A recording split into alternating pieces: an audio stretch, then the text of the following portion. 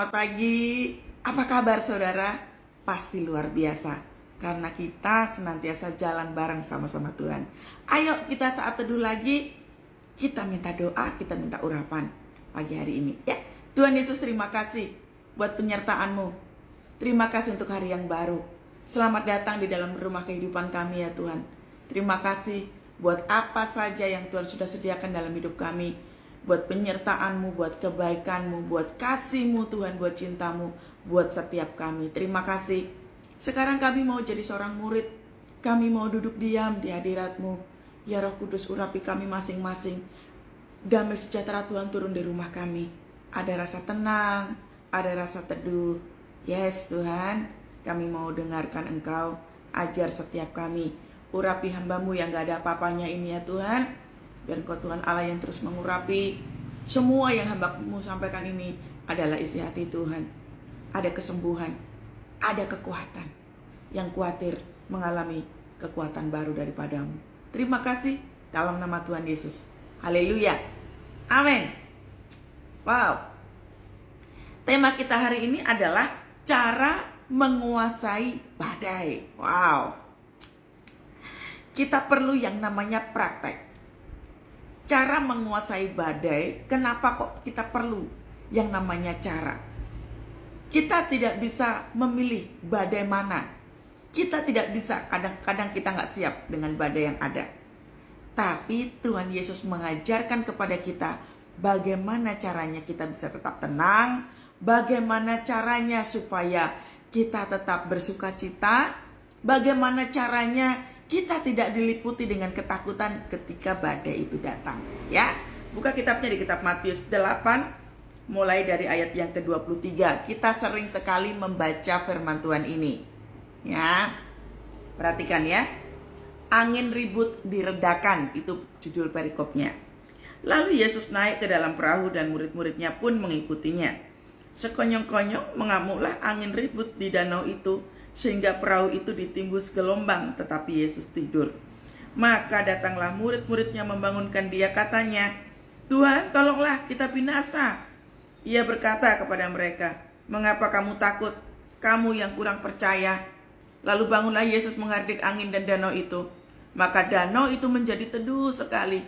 Dan heranlah orang-orang itu, katanya, "Orang apakah dia ini, sehingga angin dan danau pun taat kepadanya." Wow, dahsyat ya. Tuhan Yesus dahsyat sekali. Coba perhatikan ayat yang pertama. Lalu Yesus naik ke dalam perahu dan murid-muridnya pun mengikutinya. Tuhan Yesus masuk ke dalam perahu. Lalu murid-murid mengikutinya. Perahu itu bicara tentang apa? Perahu itu bicara tentang kehidupan kita. Diri kita ini perahu. Ya, saya ulang. Perahu itu bicara tentang apa? Perahu itu bicara tentang kehidupan kita. Tentang diri kita. Nah, sekarang Tuhan Yesus sudah masuk di dalam perahu kehidupan kita. Tuhan Yesus sudah masuk ke dalam diri kita. Apa yang harus kita lakukan ketika Tuhan Yesus ada di dalam diri kita, di dalam rumah kita? Kalau sudah begitu, terus apa yang harus dilakukan? Ikuti kata ini. Murid-muridnya pun mengikutinya. Jadi kalau kita itu mengundang Roh Kudus, mengundang hadirat Tuhan itu masuk dalam kehidupan kita, ya kita harus ngikutin dia.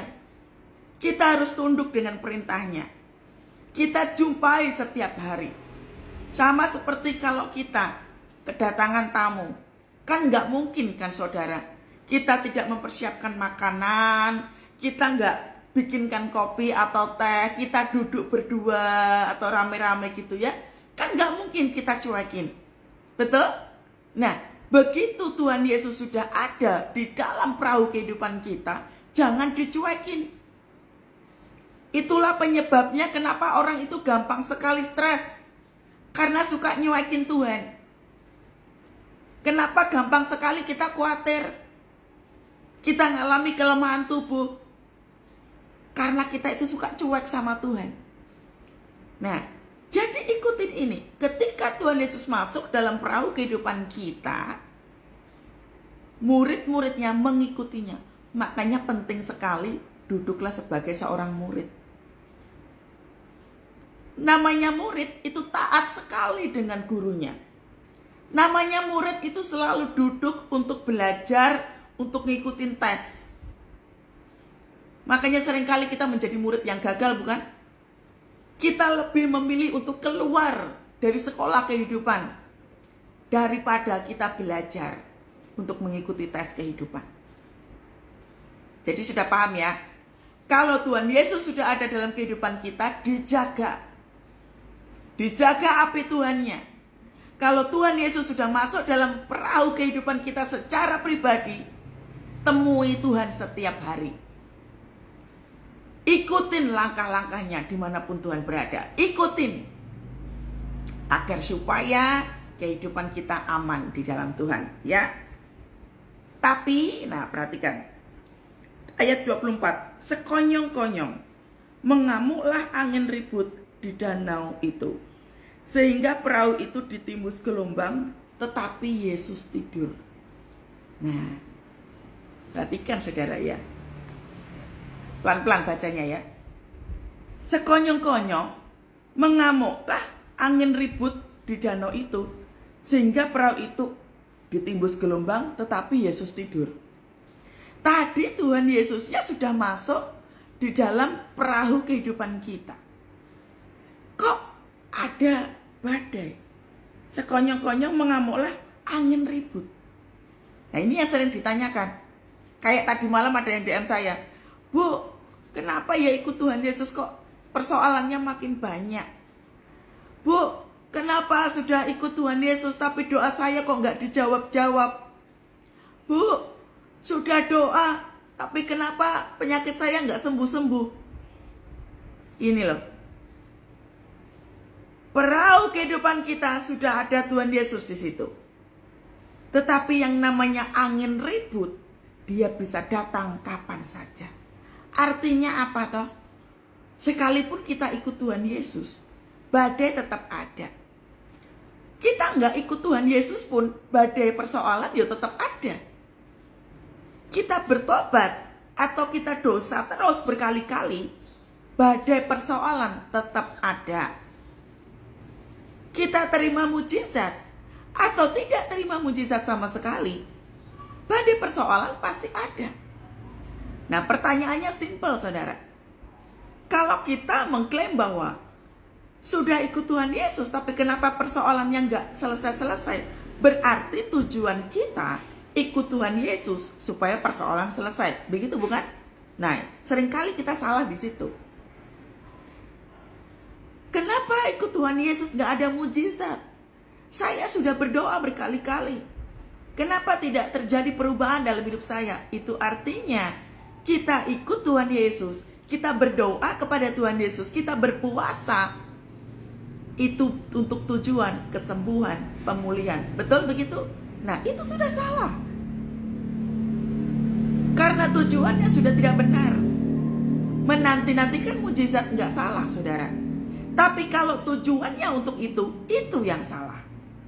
Makanya sering kali kita dibingungkan, diombang-ambingkan dengan segala macam kebutuhan hidup, dengan tekanan demi tekanan. Karena tujuan mengikuti Tuhannya sudah salah. Jadi saya ulang ya. Meskipun Tuhan masuk dalam perahu kehidupan kita, kita sudah mengikuti Tuhan, kita melakukan doa, pujian, penyembahan, tetap seperti ayat firman Tuhan ini, sekonyong-konyong masuklah angin ribut. Sekonyong-konyong itu artinya tiba-tiba, mendadak. Kita kalau punya persoalan, apakah bisa kita atur gitu jadwalnya? Nanti dululah persoalan, tunggu hati saya tenang dulu. Bisa begitu? Nggak bisa. Kita pasti akan diberhadapkan dengan badai persoalan tiba-tiba. Makanya sekarang ini, kenapa tema saat teduhnya adalah bagaimana menguasai badai. Ini Tuhan Yesus lagi mau ngajarin. Jadi bagi Anda yang masih bertanya terus, kenapa Bu? Sudah doa kok nggak ada jawaban doa? Karena tujuannya sudah salah. Ya, pahami itu dulu. Sekonyong-konyong mengamulah angin ribut di danau itu. Perhatikan loh, di danau, anginnya itu di danau. Kita sama Tuhan Yesus di mana? Di perahu kan? Nah, seringkali kita itu fokusnya sudah salah. Iblis itu mengintimidasi lewat apa? Telinga. Iblis intimidasi kita lewat mata. Tapi iblis gak bisa masuk dalam kehidupan kita kalau kita tidak buka celah. Yang menyebabkan tekanan kehidupan begitu besar, penderitaannya itu begitu luar biasa dahsyat dan kuat, itu karena kita suka buka celah. Perhatikan loh, ini kan mereka lagi di perahu, badainya di mana? Di danau kan? Badainya nggak di perahu, badainya di danau, artinya itu di luar kita. Iblis mempertontonkan kita dengan berbagai macam kehancuran. Iblis mempertontonkan kita dengan peristiwa demi peristiwa. Sampai peristiwa masa lalu pun diingat-ingat kembali sama iblis.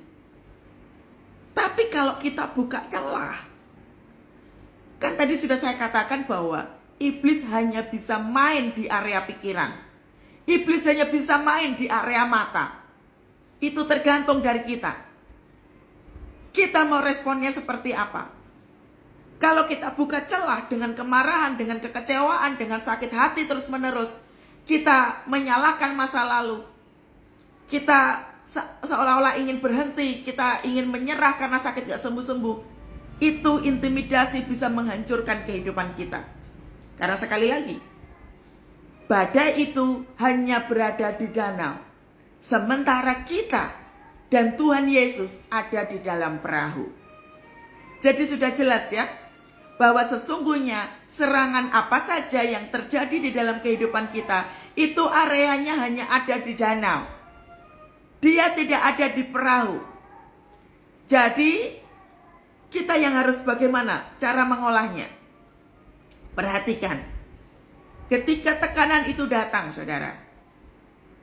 Ketika tekanan itu datang, apa yang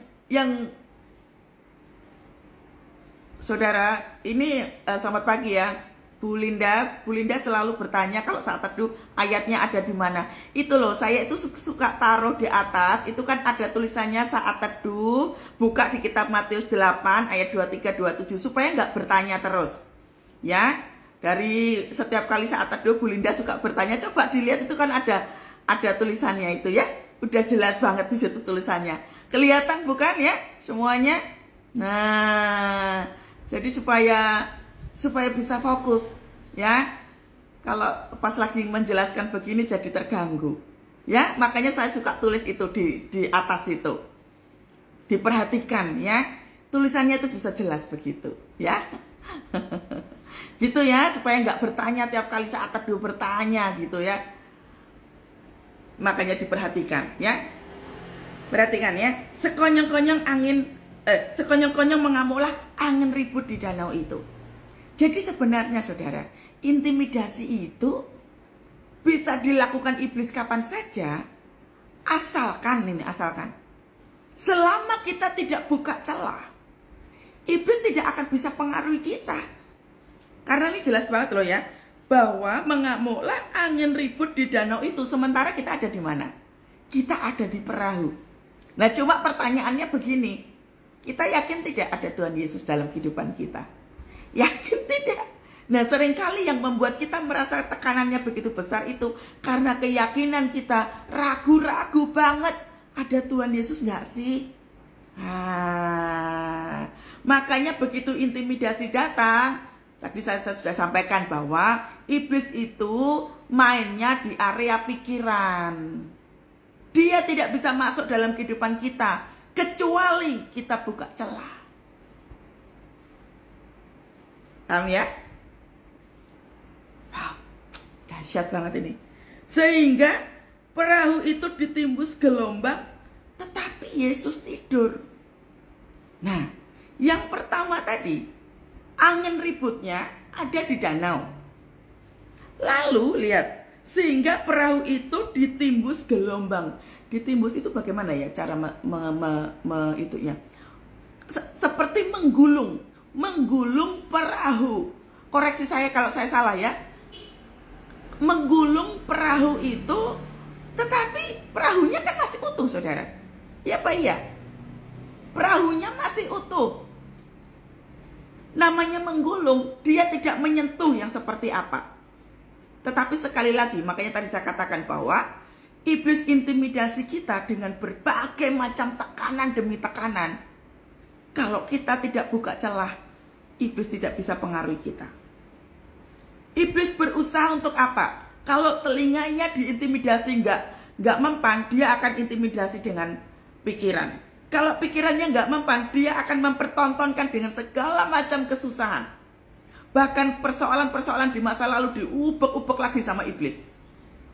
Contohnya apa? Sewaktu kita diminta Tuhan untuk mengampuni, kita susah mengampuni itu. Kenapa, saudara? Iblis berusaha meyakinkan kepada kita bahwa kamu kan disakiti, kamu kan dilukai, kamu kan dihancurkan, kamu wajar, kamu susah mengampuni. Makanya banyak orang melo kan. Banyak orang merasa mengasihani diri sendiri. Akibatnya apa? Tidak bisa mengampuni. Yaitu badai persoalannya menggulung. Ini loh, badainya menggulung perahu. Sudah mulai panik. Seberapa banyak ketika kita diberhadapkan dengan persoalan, seberapa paniknya kita. Tergantung bagaimana kita menyikapinya. Tuhan Yesus ngajarinya seperti apa, saudara? Sehingga perahu itu ditimbus gelombang, tetapi Yesus tidur. Nah, pertanyaan saya adalah, Tuhan Yesus tahu tidak ada gelombang? Tahu tidak, saudara? Tentu tahu. Tuhan tahu pasti ada gelombang badai. Tuhan tahu pasti ada yang namanya persoalan-persoalan di luar perahunya. Tapi Tuhan Yesus mengajarkan ini. Kalau waktunya tidur, ya tidur. Dengan bahasa lain, bahwa ikut Tuhan Yesus. Kalau saya terjemahkan pakai bahasa saya sendiri, ikut Tuhan Yesus, badai persoalan tetap ada.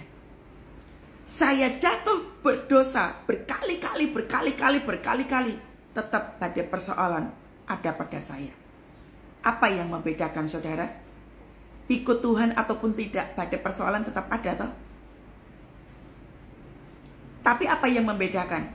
Yang membedakan adalah bisa tidur nih, seperti Tuhan Yesus, bisa tidur tenang, tidak peduli ada badai, tetap namanya tenang. Orang kalau bisa tidur nyenyak, berarti dia tenang loh. Dia tetap tenang. Itu yang perlu ditanamkan di dalam kehidupan kita. Yakin tidak bahwa Tuhan Yesus ada bersama kita? Seringkali yang membuat kita gagal menyelesaikan proses kehidupan, itu karena kita tidak yakin bahwa ada Tuhan Yesus bersama-sama dengan kita.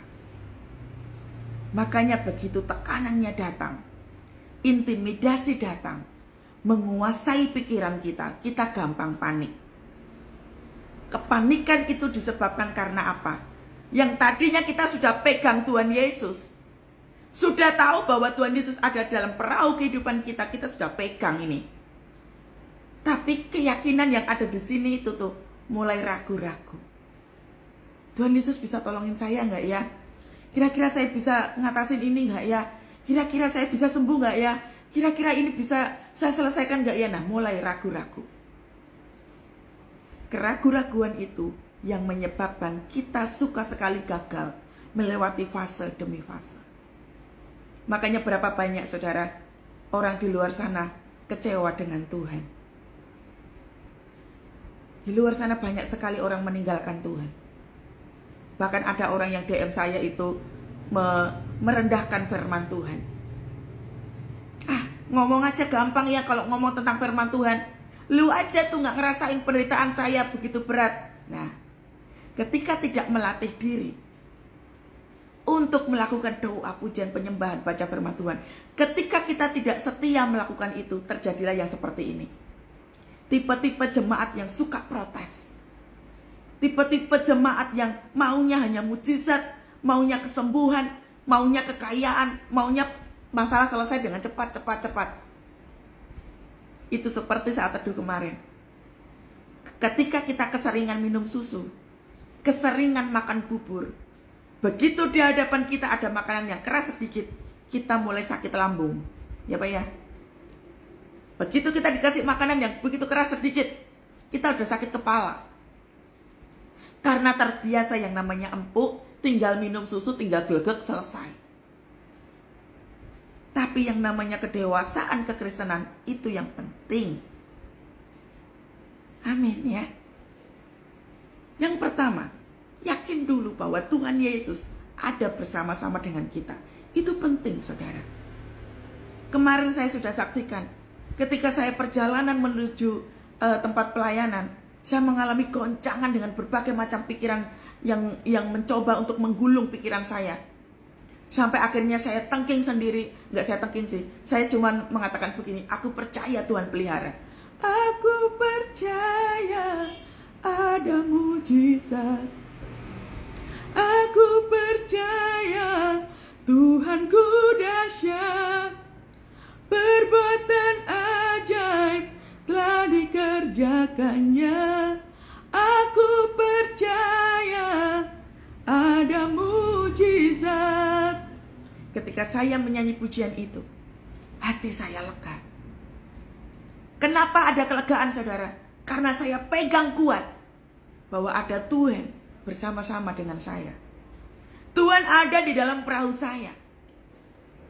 Makanya cepet-cepet langsung digituin, saudara. Jadi cara menguasai badai kehidupan, cepet-cepet, langsung saat itu juga, jangan tunggu nanti. Karena keburu iblisnya intimidasi. Iblis berusaha menggulung pikiran saya dengan berbagai macam tekanan. Ketika saya perjalanan menuju pelayanan, iblis berusaha untuk menghentikan langkah saya. Iblis berusaha mencuri sukacita saya. Iblis berusaha mencuri damai sejahtera. Makanya aku babat habis dengan apa? Pujian, penyembahan. Sewaktu saya lagi di jalan, saya tidak terlena dengan pikiran-pikiran, dengan berbagai macam tekanan dan ketakutan. Pertanyaan saya, ibu memangnya nggak takut? Takut. Jujur, saya juga khawatir, saudara.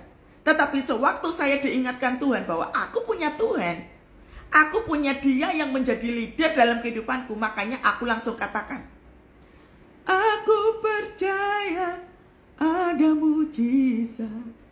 Aku percaya Tuhanku dahsyat. Makanya waktu nyanyi, orang nyanyi sama nyembah beda.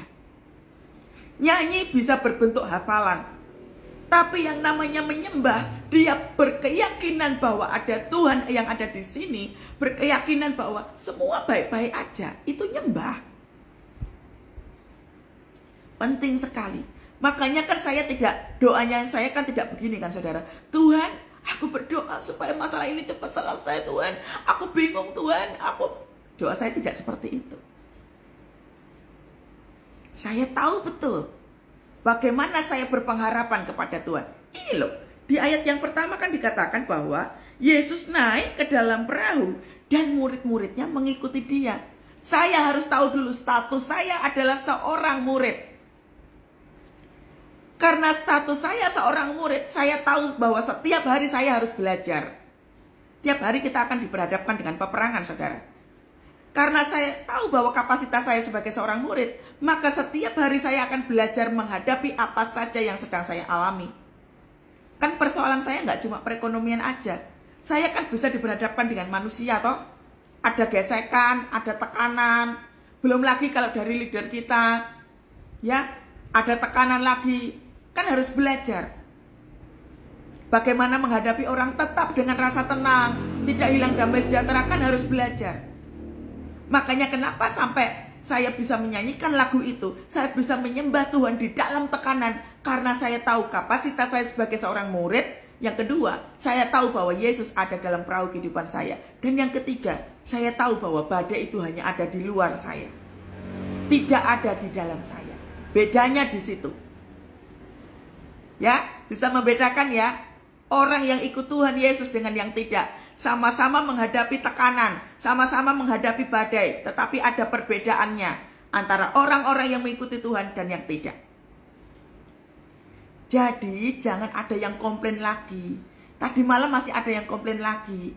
Bu, kenapa Bu? Orang-orang yang jatuh dalam dosa berkali-kali kok hidupnya diberkati. Ini loh. Selama pengertian kita tentang kata berkat itu salah, ya kita akan jadi orang yang iri terus. Membanding-bandingkan kehidupan kita, itu tuh mempermalukan Tuhan loh saudara. Maaf ya, itu mempermalukan Tuhan loh. Kita itu diberkati Tuhan berkali-kali. Kita itu adalah anak yang spesial di mata Tuhan. Kita nggak dugem, kita nggak ngerokok, kita nggak minum minuman keras, kita nggak mencuri. Kalaupun kehidupan kita, maaf, pas, bersyukurlah. Daripada orang yang ada di luar sana dengan berbagai macam pendapatan, tapi dia kerja dari pagi sampai pagi, stres nggak? Kita kan nggak tahu stresnya orang seperti apa. Atau mungkin mereka melakukan korupsi, mencuri, menipu dalam bisnis, cara bekerjanya nggak jujur dan lain sebagainya. Kan kita nggak tahu. Jadi fokuslah ke dalam kehidupan kita sendiri. Jangan pernah punya rasa iri, kok mereka lebih diberkati, kok saya enggak. Anda mempermalukan Tuhan. Satu, yang kedua, menyakiti hati Tuhan. Coba aja, kita sebagai orang tua, kalau anak kita itu membanding-bandingkan, Ma, kok makanan tetangga kita lebih enak daripada masakan mama? Kok tetangga kita itu lebih enak ya, Ma? Bisa beli ini, bisa beli itu. Kira-kira kita jadi orang tua sedih tidak? Dibanding-bandingkan begitu. Sedih ya? Jagalah itu. Hati-hati.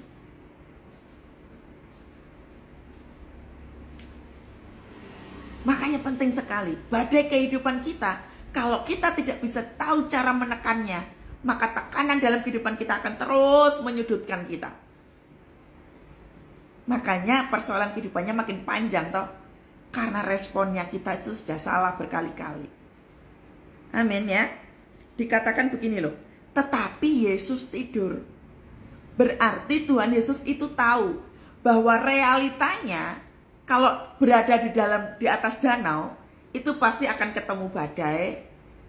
Realitanya akan ada, ya mungkin ada binatang buas, entah itu apa ya, ikan, ular, buaya, atau serangan-serangan apa. Tuhan tahu itu. Tapi Tuhan Yesus mengajarkan tidur. Di sini dikatakan tetapi Yesus tidur. Kita kan tahu juga bahwa setiap hari kita diperhadapkan dengan tekanan kehidupan toh. Cuman pertanyaannya ketika kita susah tidur, nah itu yang perlu dipelajari. Kenapa kok susah tidur? Kenapa kok sakit-sakitan? Kenapa kok mengalami kelemahan tubuh? Nah itu yang harus kita pelajari. Ikutin cara Tuhan Yesus. Tetap tidur. Dia tahu Bapaknya melihat. Dia tahu dia punya kuasa. Makanya hubungan dengan Tuhan setiap hari itu mendatangkan kuasa. Saya nggak mungkin bisa nyanyi, aku percaya ada mujizat. Waktu saya nyembah begitu, hadirat Tuhan turun menenangkan diri saya. Saya bisa melakukan ini karena apa? Gaya hidup saya untuk melakukan doa, pujian, penyembahan, baca firman Tuhan, saya lakukan setiap hari. Bukan karena saya seorang hamba Tuhan, saudara. Kita ini mau hamba Tuhan atau ya kan kita bukan hamba setan loh saudara. Kita semua hamba Tuhan. Kita semua adalah anak-anak Tuhan. Amin. Ya, kita semua adalah anak-anak Tuhan. Jadi mau ada tekanan atau tidak, kita percaya bahwa Tuhan itu ada bersama-sama dengan kita. Makanya saudara, biasakan lakukan doa, ujian, penyembahan, baca firman Tuhan. Sudah, lakukan itu aja. Apa susahnya sih kita tuh setia melakukan itu? Nah, karena terbiasa dengan pujian penyembahan itu tadi, Tekanan iblis berusaha menggulung pikiran saya, makanya bisa nyembah Tuhan itu tadi. Nggak begitu lama, hitungan detik, tek, tek, tek, tek, tek, tek, damai sejahtera Tuhan turun. Saya bisa melayani, saya tetap damai sejahtera, saya ketemu dengan teman-teman, hati saya happy, kami bisa makan bareng-bareng, kami fellowship, kami nyembah sama-sama. Enak bukan? Tapi coba kalau di jalan, waktu di jalan kemarin itu, iblis berusaha menggulung pikiran saya dan saya lupa bahwa ada Tuhan Yesus. Yang kedua, saya lupa bahwa saya ini adalah murid. Saya lupa bahwa murid itu akan diperhadapkan dengan tas kehidupan. Yang terjadi apa? Bisa-bisa. Maaf, waktu pelayanan saya sensitif. Waktu pelayanan saya nggak fokus. Waktu pelayanan saya hilang damai sejahtera. Waktu pelayanan saya tidak menghadirkan hadirat Tuhan. Beresiko tidak? Beresiko. Apalagi saya gembala. Nah, jadi tahu kapasitas kita, saudara. Anda juga harus tahu kapasitas kita adalah sebagai anak Tuhan yang diurapi Tuhan.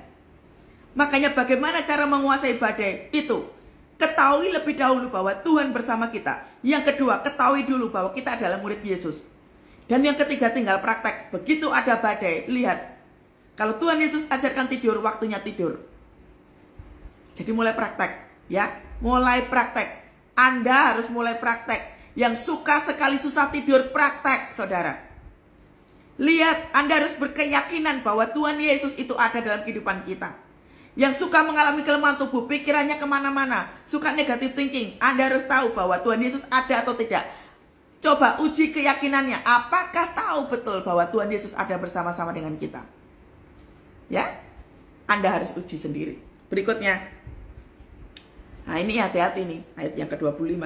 Maka datanglah murid-muridnya membangunkan dia. Katanya, Tuhan tolonglah kita binasa. Ngerepotin Tuhan Yesus tidak? Sudah ngerepotin, berteriak lagi. Tolonglah kami Tuhan, kami binasa. Pertanyaan saya adalah, mereka sudah binasa atau belum? Kalau sudah binasa ya pasti nggak ketemu Tuhan Yesus toh. Pasti perahunya kualik toh. Membalik begini kan. Berarti mereka tenggelam bukan? Itu pengertian binasa.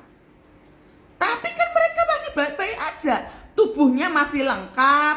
Keadaannya juga masih sehat. Dia nggak kehilangan mata. Dia nggak kehilangan telinga. Dia nggak kehilangan tangan dan kaki. Berarti masih utuh.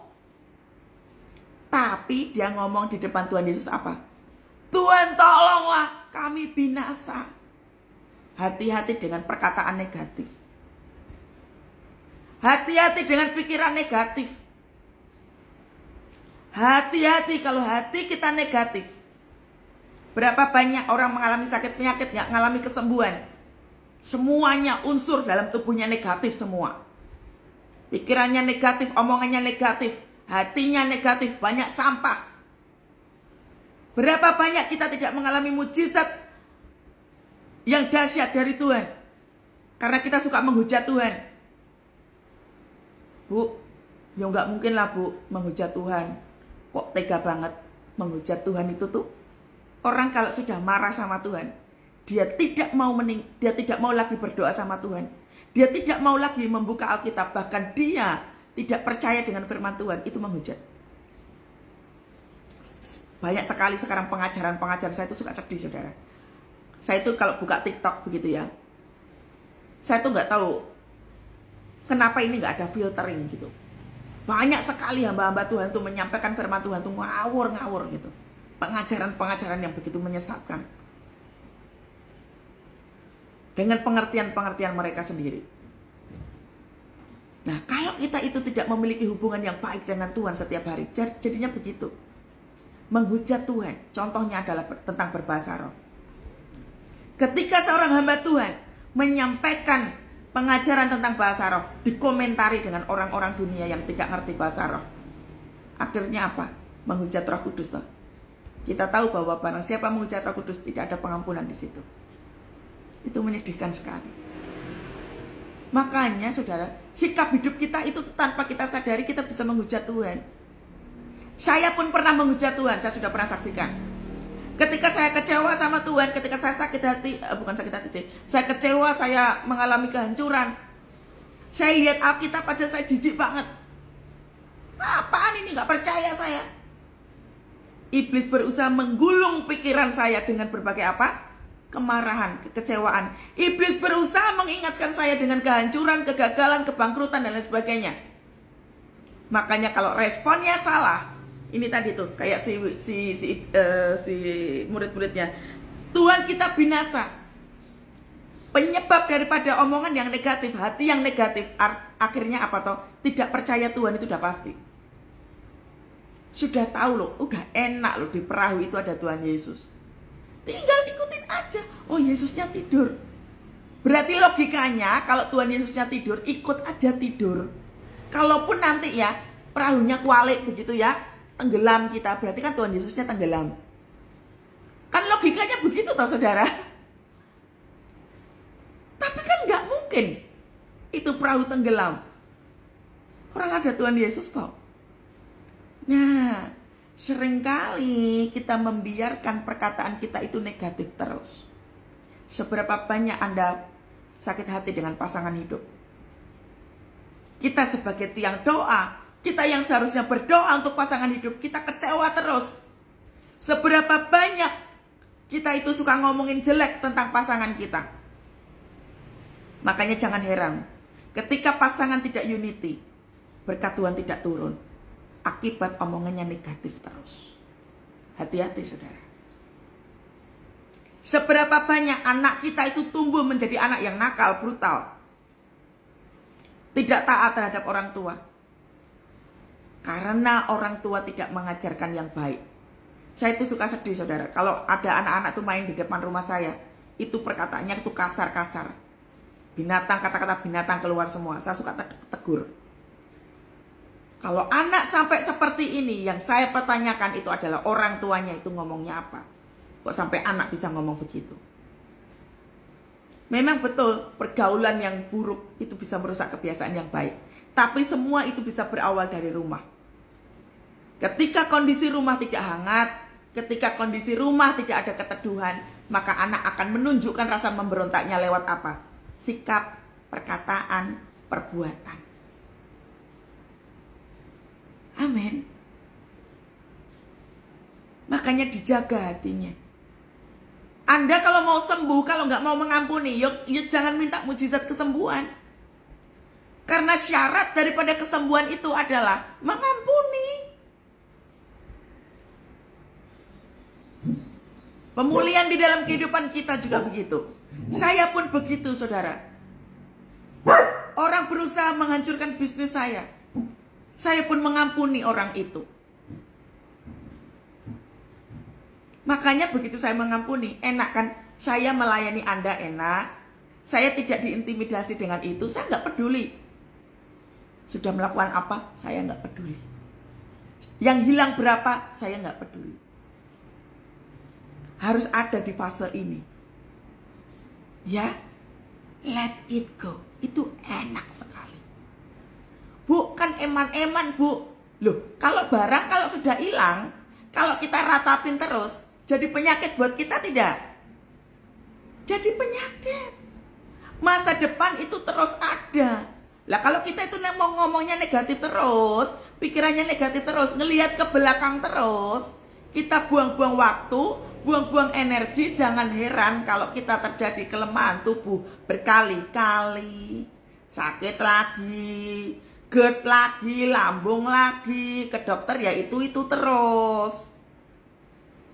Sampai mengalami kelumpuhan, udah dibilangin ampuni pasangan, tetap tidak mau, sampai terjadi kelumpuhan. Kan sudah dikasih tahu. Nah, makanya saudara, ayo pagi hari ini berlatih bicara positif. Ya, penuhi pikiran kita ini loh. Pikiran kita ini penuhi dengan berbagai macam firman Tuhan. Kalau di sini itu dipenuhi dengan firman Tuhan, maka akan turun ke bawah, semuanya menjadi positif. Sampah itu akan dibuang perlahan-lahan. Ya, jangan seperti si murid ini. Tuhan tolonglah, kita binasa. Negatif. Apa yang kau takutkan, itu yang terjadi. Itu firman Tuhan yang bicara. Apa yang kau takutkan, apa yang kau khawatirkan, itu yang terjadi. Makanya jangan salahkan Tuhan Yesus ketika doamu belum dijawab. Karena kita suka salah respon, salah bersikap. Kita negatif terus-menerus. Bukan karena Tuhan tidak tolong. Karena kita jadi murid tidak pernah mau belajar. Belajar, saudara. Ya, belajar. Amin. Lalu Tuhan Yesus gimana, saudara? Ia berkata kepada mereka, mengapa kamu takut? Ini loh, Tuhan langsung begitu bangun. Tuhan Yesusnya tidak tanya, ada apa toh? Kok langsung kamu bilang kita binasa? Enggak. Tuhan sudah tahu tipe-tipe orang yang tidak percaya. Tuhan sudah tahu tipe-tipe orang yang meragukan kuasa Tuhan. Tuhan sudah tahu bahwa ada badai kehidupan itu setiap hari. Tuhan tahu. Makanya Tuhan langsung saklek. Kenapa kamu kurang percaya? Mengapa kamu takut? Mengapa kamu kurang percaya? Cuma itu yang ditanyakan Tuhan. Tuhan gak ngomong, Tuhan tidak bertanya, kenapa toh kok kalian takut? Tidak. Tuhan langsung saklek. Kenapa kamu takut? Kenapa kamu kurang percaya? Jadi sekarang ngomong sama jiwamu, kenapa kamu takut? Hei jiwaku, kenapa kamu kurang percaya? Makanya penting sekali kita harus tahu. Yang pertama, Tuhan Yesus ada dalam perahu kehidupan kita. Yang kedua, kapasitas kita sebagai seorang murid harus banyak belajar, ikutin tes kehidupan. Yang ketiga, jangan negatif thinking. Bahasa gaulnya. Jangan negatif thinking terus. Stop ngomong-ngomong negatif. Karena badai kehidupan kita itu nggak main-main. Badai kehidupan itu bisa menelan kehidupan kita. Berapa banyak orang mengalami sakit mental nggak sembuh-sembuh. Badainya terus menghadang. Dan kita tidak memiliki kemampuan untuk mengkontrol diri. Akhirnya apa? Sakit mental. Pergi ke psikiater. Pergi ke psikolog. Minum obat tidur. Akhirnya terjerat narkoba karena udah nggak tahan. Berapa banyak terikat dengan film pornografi karena apa? Karena stres. High pressure. Tekanannya begitu tinggi. Sampai harus nonton film porno. Harus menghabiskan uang berapa banyak untuk pergi dugem. Bahkan ada banyak yang namanya orang dosa, jatuh dalam dosa perselingkuhan karena apa? Nggak tahan dengan kondisi rumah tangganya. Akhirnya selingkuh, pergi keluar. Akibat kurang percaya. Akibat takut. Tanamkan itu di hati. Amin ya. Sudah waktunya Anda dan saya praktek berkali-kali bagaimana menghadapi badai itu. Lalu bangunlah Yesus nih. Lalu bangunlah. Seringkali kita menidurkan roh kita, menidurkan tubuh kita, menidurkan jiwa kita.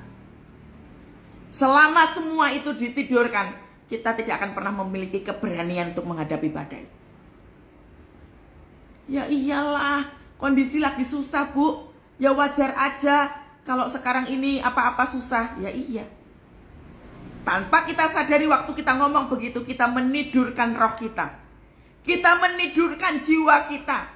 Maka tubuh akan ngikutin itu. Tuhan katakan, bangunlah, lalu bangunlah. Yang artinya kalau sudah tahu ada badai kehidupan itu, seperti tadi yang saya sudah contohkan. Ketika saya perjalanan untuk pelayanan, begitu iblis menggulung pikiran saya, saat itu juga saya membangunkan tubuh saya membangunkan jiwa saya membangunkan roh saya. Tidak banyak panjang doa, saya cukup mengatakan, aku percaya ada mujizat. Aku percaya Tuhanku dahsyat. Pujian ini menguasai badai yang berusaha dipertontonkan iblis. Pujian yang saya naikkan itu menguasai iblis yang berusaha menggulung pikiran saya. Saya kuasai itu. Jangan kebalik, saudara. Jangan iblis yang menguasai kita. Jangan intimidasi yang menguasai kita. Kita yang harus menguasai. Makanya ikutin cara Tuhan Yesus ini. Bangun. Bangunkan jiwamu, bangunkan rohmu. Bangunkan tubuhmu. Mesti bangkit. Minggu kemarin saya sakit. hari Senin kemarin saya sakit. Saya tahu saya harus mengistirahatkan tubuh saya. Tapi saya katakan, sekalipun saya harus istirahat, saya katakan kepada jiwa saya, gak boleh sakit terlalu lama. Gak boleh sakit. Besok pelayanan. Saya gak mau diintimidasi dengan berbagai macam ini. Nah, artinya apa toh? Bangun. Harus ada yang bisa menyemangati kita tuh kita sendiri, saudara.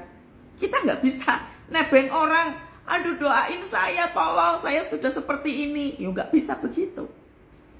Yang namanya angkat tilam itu kita sendiri. Kita nggak bisa nyuruh orang angkat tilam. Yang lumpuh kan kita. Makanya pada waktu Tuhan Yesus menyembuhkan si orang lumpuh itu, Tuhan Yesus katakan apa toh? Bangun, angkatlah tilammu dan berjalan. Selalu diawali kata apa? Bangun. Artinya bangkitkan dulu semangatmu. Waktu membangkitkan semangat itu jangan negatif pikirannya. Jangan negatif perkataannya. Amin. Nah, itu caranya menguasai setiap badai. Pikiranmu harus kau kuasai. Begitu iblis menggulung pikiran kita dengan berbagai macam persoalan, langsung lawan. Aku percaya Tuhanku hebat. Aku percaya Tuhan tuntun langkahku. Langsung saat itu juga, saudara.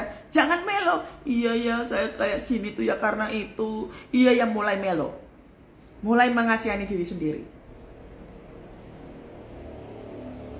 Saya paham, saudara, bahwa menghadapi kehidupan itu nggak gampang. Saya paham. Makanya diajarkan seperti ini, duduklah sebagai seorang murid. Karena murid itu belajar. Murid itu akan banyak diperhadapkan dengan segala macam tes kehidupan. Kalau kita untuk menghadapi tes kehidupan aja nggak mau, boro-boro menghadapi tes, belajar aja kita nggak mau. Makanya muncullah yang tadi itu, seperti orang-orang yang DM saya itu. Bu, kenapa sih bu, kok susah, hidup saya makin susah. Sudah ikut Tuhan Yesus, nah ini, level kekristenannya turun. Kualitasnya masih susu, kualitasnya masih bubur, makanan-makanan lembek. Sudah waktunya. Yang namanya badai kehidupan itu menelan kehidupan kita. Kalau kualitas makanan kita hanya sebatas susu dan bubur, makanan-makanan lembek, maka gak heran kalau badai itu gulungin kita. Kita gak berdaya. Dan Tuhan langsung saklek. Kenapa engkau tidak percaya? Kenapa engkau takut? Katakan kepada jiwamu, aku gak mau takut. Aku mau percaya Tuhan. Makanya seperti yang saya contohkan kemarin itu. Saya tidak doa panjang lebar. Saya ini orangnya gak terlalu, bukan gak suka ya. Maksudnya saya lebih banyak memuji Tuhan. Ada kuasa di dalam pujian penyembahan, saudara. Waktu kita nyembah Tuhan, hadirat Tuhan itu turun. Aku punya Tuhan yang besar, yang telah berjanji dan sanggup menggenapi imanku bersepakat percaya kuasanya. Ku terima sekarang kemenangan darimu. Saya tidak membuka celah. Iblis gak boleh masuk dalam pikiran saya. Iblis gak boleh sentuh-sentuh saya. Itu caranya menguasai badai. Harus tekankan kepada jiwa. Dengar iblis. Bahkan saya itu kalau misalkan, saya pernah kan kesaksian waktu saya kecelakaan, saya bisa melihat secara spirit. Iblis berusaha tertawa dengan saya. Iblis berusaha untuk mengatakan, Kathy, sudahlah, Tuhan gak tolongin kamu, atau kamu kecelakaan kok. Begitu langsung tutup mulutnya iblis. Iblis dengar, engkau takut aku berada di wilayah ini. Engkau takut. Aku tahu engkau takut aku ada di sini. Langsung saat itu juga bungkam perkataan iblis. Itu loh saudara, cara menguasai badai. Saat itu juga begitu ketakutan melanda, saat itu juga Anda harus bergerak. Seperti Tuhan katakan, lalu bangunlah Yesus menghardik angin dan danau itu, maka danau itu menjadi apa saudara? Teduh. Teduh sekali. Sama seperti ketika kemarin itu saya nyembah Tuhan, hati saya teduh. Saya bisa melayani enak. Saya nggak sensitif hatinya. Saya ketemu teman-teman ketawa-ketawa enak. Kami makan bersama-sama tetap enak. Saya tidak mau disetir dengan keadaan. Saya tahu saya adalah murid. Saya tahu Yesus bersama-sama dengan saya. Ya, bangun saudara, bangun. Bungkam perkataan iblis. Aku tahu iblis bahwa engkau terus menguasai kehidupanku. Tapi engkau tidak akan kuberikan tempat sedikit pun. So go away. Bahkan terkadang saudara, waktu tengah malam, saya pernah saudara, waktu tengah malam, saya mau tidur, tiba-tiba iblis mengingat saya akan perilaku teman saya yang agak kasar sama saya.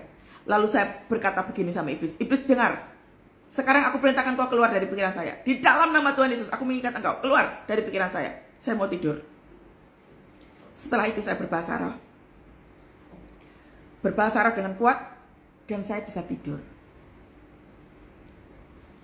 Jadi, bagaimana caranya saudara? Menguasai badai itu. Yang pertama, bukan karena Kathy sakti, bukan, ikutin saja langkah-langkah Tuhan Yesusnya ya. Yang pertama, kenali siapa Yesus. Anda harus tahu dulu, harus kenal dulu siapa Yesus. Bagaimana caranya mengenal Tuhan Yesus? Setialah doa, pujian, penyembahan, baca firman Tuhan dengan segenap hati. Kenali Tuhan Yesus kita ya. Yang kedua, badai datang kapan saja, bersikaplah tenang, jangan reaktif. Ya, jangan reaktif. Jangan kebiasaan untuk kecewa, marah, terus langsung tanduknya keluar. Biasakan tenang, saudara ya. Bahkan termasuk ketika orang merendahkan kita, orang menyepelekan kita, tetap tenang. Gak usah cerita kemana-mana, cari pembelaan dan lain sebagainya. Tenang. Biasakan begitu ada badai, tenang. Begitu engkau gak bisa bayar utang, duitnya gak cukup, tenang. Tenangkan jiwamu terlebih dahulu agar supaya bisa berdoa. Ya, tenangkan. Karena menenangkan diri kita sendiri, itu adalah tugas kita. Tuhan Yesus akan memberikan kita kuasa ketenangan kalau kita percaya kepada Tuhan. Amin. Yang ketiga, tidur itu bicara tentang istirahat. Istirahatkan tubuh, istirahatkan jiwa, istirahatkan. Ya, kenapa orang sakit-sakitan ketika kita punya masalah? Karena tidak diistirahatkan. Kita terlalu memforsir pikiran kita itu terus dibiarkan untuk mikir terus. Makanya gak heran kena sakit kepala, tegang semuanya. Syarafnya tegang. Orang bisa kena stroke. Hati-hati saudara. Ya, biarlah yang ikut live ini semuanya sehat di dalam Tuhan. Amin. Sehat di dalam Tuhan. Tubuh, jiwa, dan roh tetap sehat di dalam Tuhan. Ya. Yang keempat, jangan bicara negatif. Mulai belajar pagi hari ini, semuanya positif. Dibalik ya saudara. Ketika engkau kesusahan dalam membayar pinjaman, ketika engkau kesusahan dalam jualanmu gak begitu laku, katakan, Tuhan aku percaya bahwa berkatmu pasti ada. Aku pasti akan bayar utang tepat pada waktunya. Nah, mulai ngomong positif. Ya, mulai ngomong positif. Lalu yang kelima, belajar percaya. Belajar percaya. Waktu belajar percaya, kita akan diperhadapkan dengan berbagai macam tekanan. Waktu kita mau belajar percaya, kita akan diperhadapkan dengan badai-badai persoalan. Diperlakukan orang gak enak. Bisnis kita akan kelihatan ancur-ancuran. Belajar percaya. Seperti yang tadi saya praktekkan. Ketika kita tidak bisa berdoa, waktu kita kesusahan untuk berdoa, gak bisa lagi mau ngomong apa, nyembah Tuhan. Amin. Lalu yang keenam, berani menghardik tanpa takut. Amin. Berani menghardik tanpa punya rasa takut. Tadi seperti tadi yang saya bilang, iblis engkau takut aku berada di Pamulang. Iblis engkau takut aku berada di Bekasi. Iblis aku takut aku berada di Palmerah. Engkau takut. Nah, setelah itu muji nyembah Tuhan, bawa minyak urapan. Oh, tiba-tiba saya diingatkan Tuhan saudara. Pagi hari ini diurapi ya rumahnya. Diurapi. Punya minyak urapan kan di rumah? Ya, diurapi saudara. Tiba-tiba Tuhan ingatkan pagi hari ini diurapi rumahnya.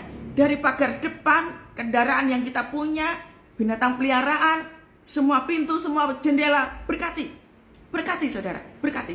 Berkati. Ayo kita doa sama-sama. Goralarabaya shikaralabalaraba. Oh yes Lord. Goralarabaya shikaralabalaraba. Saudara, yang punya minyak urapan boleh diambil. Kita akan doa sama-sama. Yang punya minyak urapan bisa disiapkan. Ya.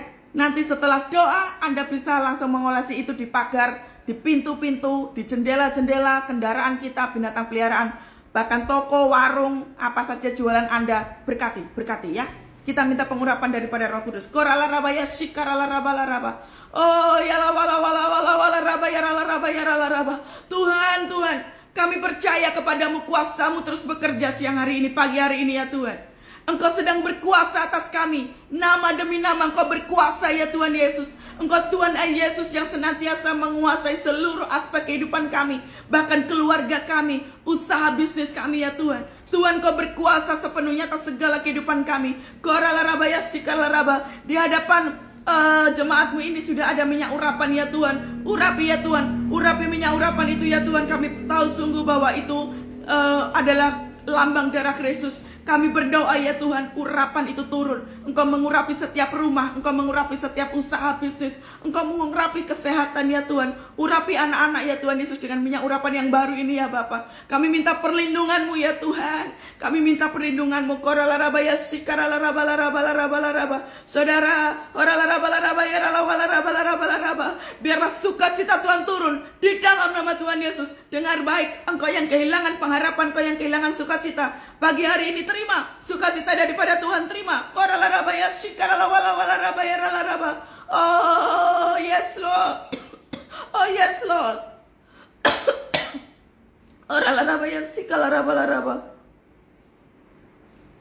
Nggak usah takut saudara. Tuhan katakan nggak usah takut. Tuhan beserta. Tuhan beserta.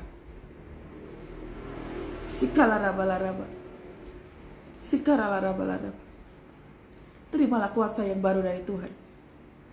Segala ketakutanmu, kekhawatiranmu digantikan Tuhan dengan sukacita. Di dalam nama Tuhan Yesus. Di dalam nama Tuhan Yesus. Tuhan meneduhkan hatimu. Tuhan meneduhkan hatimu.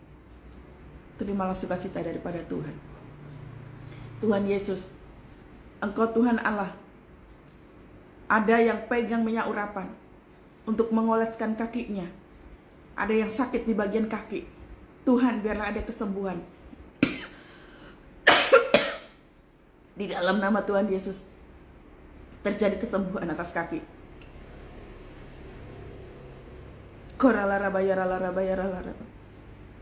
Semua yang sakit pinggang disembuhkan Tuhan. Setiap tulang-tulang disembuhkan Tuhan dalam nama Yesus. Dalam nama Tuhan Yesus. Terima kasih Bapak, terima kasih. Kami percaya bahwa kesehatan, kekuatan Kau berikan. Dan bahkan segala usaha, segala bisnis, apa saja yang dikerjakan ya Tuhan, mereka Kau buat menjadi berhasil atas perkenan-Mu ya Tuhan. Berkati, urapi setiap minyak urapan demi minyak urapan yang dipegang oleh jemaat-Mu ini ya Tuhan Yesus. Mereka boleh mengalami pemulihan secara utuh. Pemulihan keluarga terjadi ya Tuhan. Anak-anak mengalami pemulihan daripada Engkau. Bisnis usaha, kesehatan mereka Kau pulihkan ya Tuhan.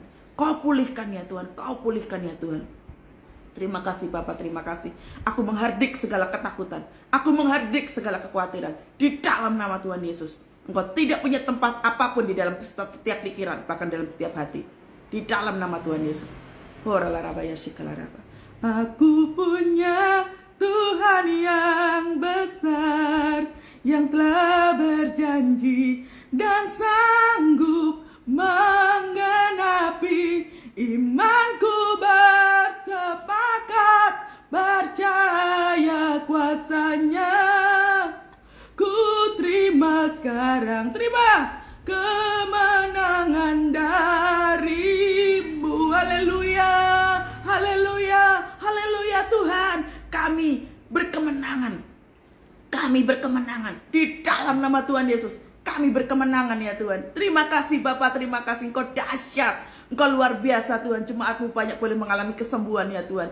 Terima kasih Bapak, terima kasih. Segala puji, segala hormat, segala kemuliaan kami kembalikan hanya bagi nama Yesus Kristus. Haleluya, haleluya. Amin, amin, amin. Saudara, setelah ini silakan minyak urapannya dioleskan di rumah Anda sendiri sambil nyanyi ya. Ada kuasa di dalam darahnya, darah domba Allah. Pagari kuasanya. Ada kuasa di dalam darahnya, darah anak domba Allah. Kenapa kok rumah atau apa saja itu harus diurapi saudara, agar supaya keluarga kita aman dalam lindungan Tuhan ya. Supaya iblis tidak memiliki kuasa apapun, rumah kita aman, dijauhkan dari orang-orang jahat. Bahkan orang yang memiliki rencana jahat dalam kita pun digagalkan dalam nama Yesus. Amin. Tuhan Yesus memberkati. Ayo waktunya praktek ya. Shalom semuanya. Ketemu besok pagi. Tuhan Yesus memberkati. Haleluya.